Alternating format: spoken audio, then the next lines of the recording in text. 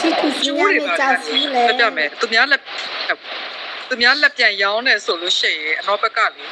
ဟိုဗာလဲဆိုလိုတာကွာကျိုးတယ်ဆိုလို့ရှိရင်ငါမူသားကျိုးဆိုလို့ရှိရင်အယော့ကတပဲ2ရွေးလောက်ရှိတယ်ပေါ့နော်အဲ့တပဲ2ရွေးရှိတယ်ဆိုတော့သူများလက်ပြန်ရောင်းတဲ့ဟာဆိုလို့ရှိရင်အနောက်အခြေအနေကြည့်ရမှာအခြေအနေကြည့်ရမယ်ဆိုတော့သူတို့ဘက်ကကိုကဝယ်ထားတာမကြသေးဘူးခုနပြောသလိုဆိုရင်အနောက်ဘက်ကရော့ထွက်ပြန်တင်ရတာရှိတယ်ကဲဝယ်ထားတာကြာသွားတယ်အနောက်ဘက်ကရော့ထွက်ဖယ်လို့ရတာပေါ့နော်အဲ့တော့အနောက်ဘက်ကသူကအနောက်လေးရွေးဖြစ်တရွေးဖြစ်အဲ့တော့ရောင်းပေးမယ်ပြောပြတာနော်ဝယ်ထားတာမကြဘူးအနောက်ဘက်ကရော့ထွက်ပြန်တင်ရတယ်ဆိုတော့လေးရွေးနဲ့ရောင်းပေးဝယ်ထားဒီအနောက်ရော့ထွက်တွေအကုန်ဖယ်လို့ရတယ်ဆိုတော့တရွေးနဲ့ရောင်းပေးမယ်ကျိုးနော်အဲ့လိုဆိုလို့ရှိရင်တတ်တာဆိုတာတပဲ2ရွေးနဲ့4ရွေးနဲ့ပဲတတ်မှတ်လိုက်နော်4 5 6 3သိန်းလောက်တတ်တာအဲ့ဒါသူကကောက်ပြီးတော့ဘယ်တော့ဘယ်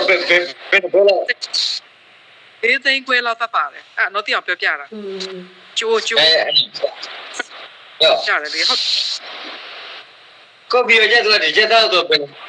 လောက်တော့ထုတ်ထားလဲသူကဘယ်လောက်လုပ်တယ်တချက်ကိုတော့ပစ္စည်းပုံဆိုရှင်တပဲ6ရွေးရွတ်တတ်တာတဲ့ဟာဆို4ရွေးတစ်ချက်ကိုငါမူသားကိုကြတော့တော့တပဲ2ရွေးရောင်းတယ်6ပဲကျိုးဆိုရင်တော့1ရွေးရောင်းတယ်ဘာလို့လဲဆိုတော့အနောကလည်းရန်ကုန်ကအနောရွတ်လက်ခပြီးဝယ်ရတာဟုတ်အဲ့လိုနော်ဆိုတော့ရန်ကုန်အနောဝယ်ရတာအနောရွှေ4ချိန်တလောက်ဆိုပြီးအနောကပြန်မဝယ်ရဘူးလေသူတို့အနောအရောက်လက်ခတွေအနောပြီးဝယ်ရတာခုနပြောအနောဘက်ကပေါ့ငွေလိုတယ်အနောဘက်ကသူတို့အထက်အနောပြန်ချိန်မယ်ဆိုလို့ရှိရင်လေအနောတစ်ခါတည်းပြောပြမယ်အခုအနောကအထက်ချိန်မယ်ပေါ့အနောစီကအယောင်မတော်တဲ့ပစ္စည်းတွေပေါ့အနောအထက်ချိန်မယ်ဆိုရင်အယောအတွက်ကိုဖယ်တဲ့ပြင်ဝင်လေရွှေတစ်ချက်မှာရွှေ4ချိန်တရွေးတစ်ချမ်းခွာတယ်တရွေးတစ်ချမ်းဆိုရင်3သိန်းခွဲခွာကန်ထိတယ်ကဲအနောဘက်ကအထက်မချိန်ဘူးပေါ့အနောဘက်ကငွေလိုတယ်သူတို့ကိုရောင်းမယ်ဆိုရင်ရွတ်အတွက်ဖယ်တဲ့ပြင်တော့3ရွေးခွာကန်ထိတယ်ရွှေလေးတွေ3ရွေးတော့ခွာကန်ထိတယ်အနောလည်းဝယ်တဲ့ဆိုင်ကအနောလည်းအဲ့လိုပဲလုပ်တယ်ဆိုတော့သိအောင်ပြောပြတယ်အေးပါလို့နော်ခုနပြောသလိုလေအဲ့ဒီမေတချန်တို့သိလားမေတချန်တို့ကြတော့သူကဖန်အန်ကနေပြီးတော့လေအဲ့ဒီဟိုဗာလဲ16ပဲရေဆိုပြီးတော့လေအဲ့မျိုးလက်စွပ်တွေလက်ကောက်တွေဝယ်တာတွေရှိတယ်အဲ့ဒါတွေကယူရီးယားရွှေတွေသူကဗာလဲဆိုတော့ဟိုလက်ခလေးပဲရောင်းတယ်ပေါ့ကဲလက်ခလေးပဲ2000လေးနဲ့လေအဲ့လိုမျိုးဟိုတင်ပြီးတော့ရွှေအဲ့လိုမျိုးပြန်ဝယ်ရတာပေါ့နော်ပြန်ဝယ်တော့ဘယ်စင်းနဲ့ပြန်ဝယ်လဲအနော်လည်းမသိဘူးအဲ့လို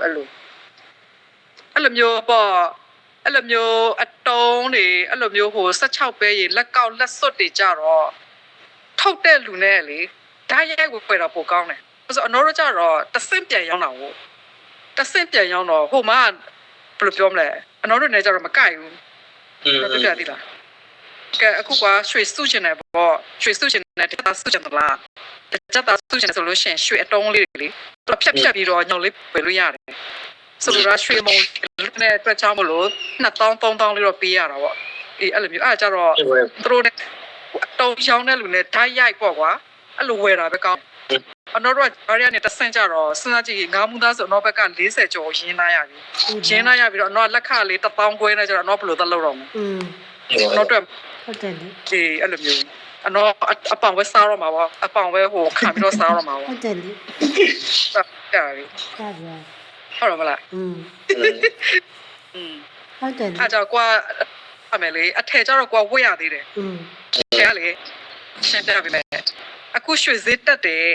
အထက်တွေကြတော့အဲ့ဒီငါးမူသားတို့တကြက်တို့သုံးမတ်တို့ကြတော့ရွှေဈေးတက်သွားလို့ရှိရင်ညက်တယ်အဲ့ဒီတပဲတို့တော့ကောင်းနေတဲ့ထိုးတို့လေအဲ့ရတဲ့စကားပြောတာစေးတော့ရတယ်အဲ့ဒီတပဲတပဲအောက်တို့ကြတော့ရွှေဈေးတက်သွားလဲပဲလေသူရွက်တွက်ကနည်းနည်းရှုံးသေးတယ်အဲ့တခါလည်းပြောတာအခုမနေ့ကဆိုလို့ရှိရင်ဟောပေါ့တနေ့ကဆိုအဲ့လိုမျိုးတစ်ချက်ကျိုးဝယ်သွားတယ်တယောက်သူလောက်ထားတာရွှေက35သိန်းဈေးလေကဲသူလည်းပြန်ရအောင်ဆို7သိန်းမြတ်တယ်ဘာလို့သူကရွှေ4ချိန်များလို့အေးအဲ့လိုမျိုး အခုကြတော့အဲ့တပဲတတာတို့တပဲအောက်လေးတွေကြတော့လေလက်ပြန်ရောက်လို့ရှိရင်အတော့စကားတွေပြောနေရတယ်သူတို့စိတ်ထဲမှာရွှေစစ်ဆိုလို့ရှိရင်သူတို့ကမြက်ပြီးထင်နေတာမမြက်ဘူးရွတ်တွက်နေနေရှုံးအေး ရှုံးတော့ကျေရရှုံးနေများပါလေကိုယ်ကဝတ်ဖို့ပဲကောင်းတယ် အေးဒါပေမဲ့ခုနကတော့ပြောသလိုပေါ့ကွာအထက်ဝယ်ရဆိုရင်ဝတ်ရသေးတယ်ကွယ်အတုံးဝယ်တော့မဝတ်အတစ်တာတွေပဲထည့်သေးရမယ် ဟုတ်တယ် ဒီအဲ့လိုမျိုးတော့ရှိတာပေါ့အတစ်တာတွေပဲထည့်သေးရမှာကဲကိုကပွဲလဲသပင်သွားမယ်အတုံးဘယ်လိုတော့ဝတ်ဟုတ်တယ်မလား ဟုတ်ပါ အတုံးဘယ်လိုတော့ဝတ်မလဲလို့အထက်ဝတ်ပြီးသွားမှာ ငါမအတုံးရှိ အားကြောင့်လို့ လို့ တော့အတော့ဆွဲမလဲလို့အားကြောင့်အတော့အကြပေးတာအတော့လက်စီမှာသူများလက်ပြန်ရောင်းတာပစ္စည်းဖြစ်ရှိလို့ရှိရင်အဲ့မျိုးကြိုးပန့်နေပြီးမှပဲအတော့ပြောမယ်လေနော်အဲ့ဆိုရွတ်တွက်တတ်တာလေနော် ဟုတ်တယ်ဟုတ်တယ်လေရှိတဲ့လူ သူကတစ်ချက်ကိုသူကပုံပြရနေတယ်လက်ကတော့ အပ်ရွှေဆိုင်လေ3ပေးတော့ရောင်းတာ အဲ့ဒီလေချီလေးလေးပေါ့ဘာလဲဒီတော့သူကတော့နှုတ်တယ်ဆို အဲ့ဒီရောင်းတဲ့ဟာကိုလေအဲ့ကဖောစီကိုပုံပုတ်ပြီးတော့ငါ့ကိုပို့ပြီးတော့ငါတစ်ချက်ကြည့်လိုက်အောင်မယ်ဘယ်လိုမျိုးရောင်းအတော့လည်းဘူးတူတရအောင်လို့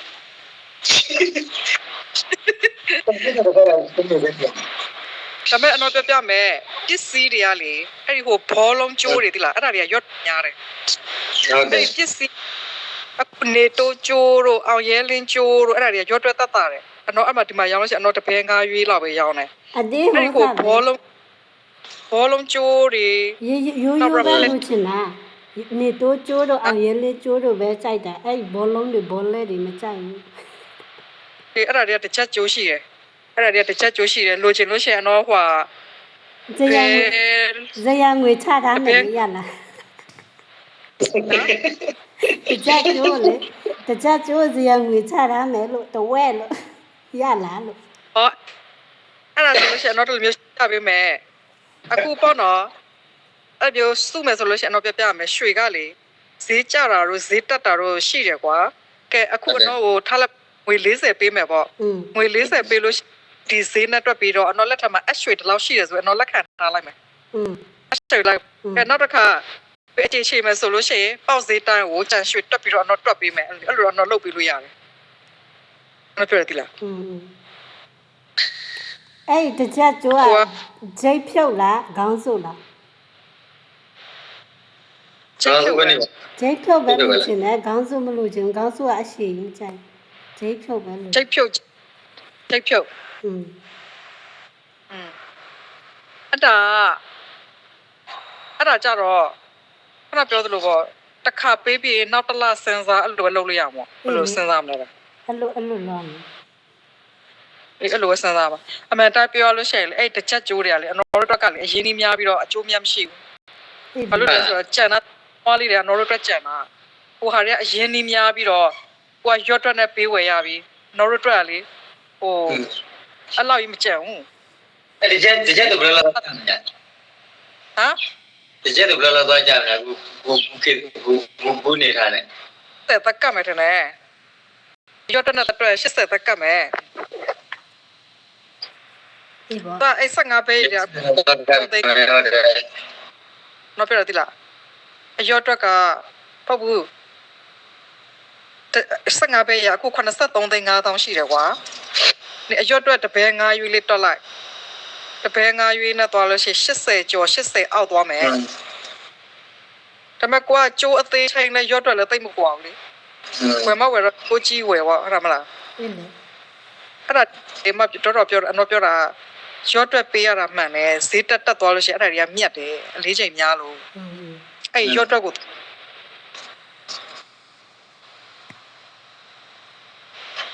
ပြောပြတာကောင်းလေဒီနားတစ်ချက်ထိုးတာ3ရက်ရှိပြီမနေ့ကစေးရတပြစေးတောက်တဲ့ချိန်ကျတော့မထိုးစေးအနိတင်ပြေဝိုင်းထိုးတယ် ရှူစေးတောင်းလေအပတ်ထားရှူစေး မပြောအေးအဲ့လိုတော့လည်းပပချာချာလဲထိုးတာမဟုတ်တနေရတယ် ဟုတ်တယ်တခါတလေကြည့်လို့နေလေအရန်နာ အခုအနော်ပြပေးတဲ့အဲ့ဒီငါးမူသားကျိုးထဲမှာလက်ကြော်လေးဝတ်လေးတွေရှိတယ်လေအမ သူမဟုတ်ဘူး အချာလေးဝတ်လေး ဒီအတွက် အဲ့ဒါလေးတော့ပြမယ်နော်အိမ်ငါတပည့်နေရွေးနေပဲရောင်းတယ်နော်အဲ့လိုမှလေးတပည့်ငါရွေးရောင်းဆန်ရှိတယ်တမက်ကြိုတပည့်နေရွေးဆန်ရှိတယ်တော့ဒီမှာတမက်သားကြိုတပည့်အဲ့တော့ညတပည့်ငါဟောတော့ဒီကြောင့်လို့တပိတ်ကွက်သားပါနေပြီတာအဲ့တော့တရားပြပြတာနောက်ပြီးတော့အလေးလည်းအပြည့်လောက်တယ်နော်အလေးလည်းအဲ့လိုမျိုး ဟိုစားမီမီတင်တော့မီမီပြောတာရှင်တို့ကရွှေဝယ်ပြီးတော့အရွက်အတွက်နဲ့လက်ခါကိုရှင်တို့ကမပေးချင်ရင်ဟိုကလည်းဒီဗဒိန်ဆရာကျမလူမဟုတ်ဘူး ပရိသေဘလုံးနိုင် ဗဒိန်ဆရာ ဆရာနိုင်ငံကြဟိုဒီမှာနိုင်ငံမှာရွှေလုံးဝလို့ရှိမှာမဟုတ်တော့ ဗဒိန်ဆရာကျမလူမဟုတ်ဘူးရှင် အဲ့လိုပဲပြောလိုက်တော့တယ်သူလည်း ဟုတ်တယ်လေအခုနေဖုံးတစ်လုံးဝယ်တယ်နော်နေဖုံးတစ်လုံးဝယ်တာပတ်ကင်ဝယ်တယ်နော်ပတ်ကင်ဝယ်ပြီးတော့10ရက်ပဲ33တော့ပြန်ရအောင်ကိုဝယ်တာ10သိန်းထားလိုက်နေ9သိန်းပဲသူပေးတော့မှာအဲ့ဒါဖုံး ခွင့်သေးတာဖိတ်ကန်တော့ ဖုံးတော့မှအဲ့လိုသဘောတရားရှိတယ်လေ ဟုတ်တယ်လေ ကဲတော့ပြောပြအောင်မယ်ဝါပေလေဝါပေဆိုင်ကတော့ဝယ်တယ်ပြီးခဲ့တဲ့၄-၅နှစ်ကလာလေတော့ဝယ်တယ်တဲ့ဝယ်ပြီးမကြိုက်ဘူးတစ်ပတ်ပဲတက်ပြတ်ကြောင်း4သိန်းခွာပလိုက်တာပဲလေ ခွာလေခွာတော့ခွာတယ်ဆိုင်ကတော့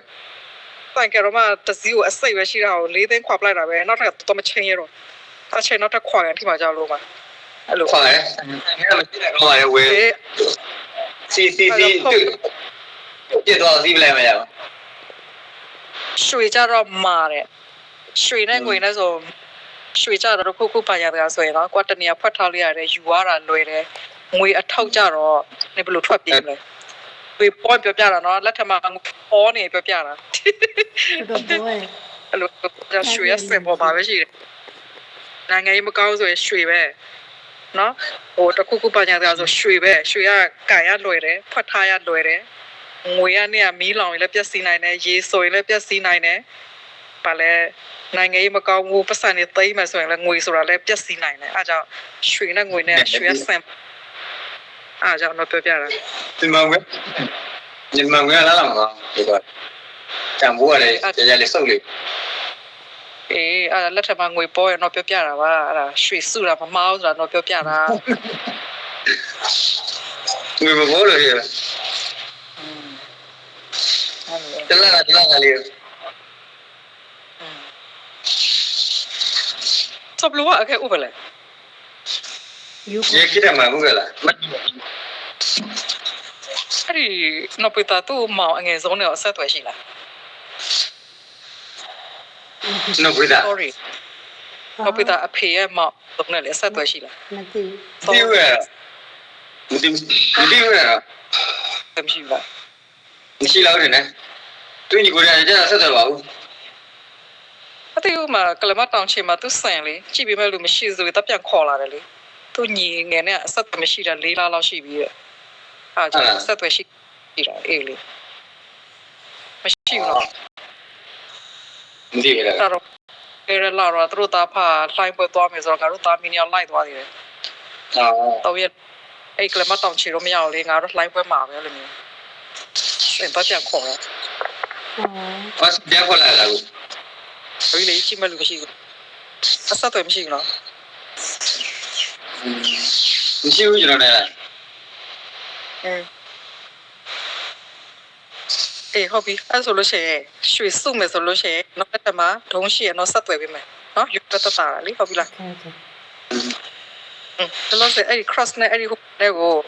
ခုနကတော့ပြောတာပါလေအဲ့ cross ကလေ6သိန်း6တောင်းပြီတယ်အဲ့မှာဟိုတောက်ဆူရိုတန်လျက်တို့ထမှာတန်လျက်ကလည်းတန်လျက်လည်းအတော့ကြည့်တာအဲ့ဒီ6ကြော်မှာရှိလိမ့်မယ်ကျန်တဲ့ဟိုကြောက်ဆူနဲ့ပစတိန်နဲ့တော့ခွန်ကြော်8ကြော်တွေလားအတော့လည်းမသိဘူးလားမတွက်သေး ဒီပါ ဘူးနော်ဆန်းအတော့ဒီစရရည်လေနော် ဒီပါ ဟော တဘူ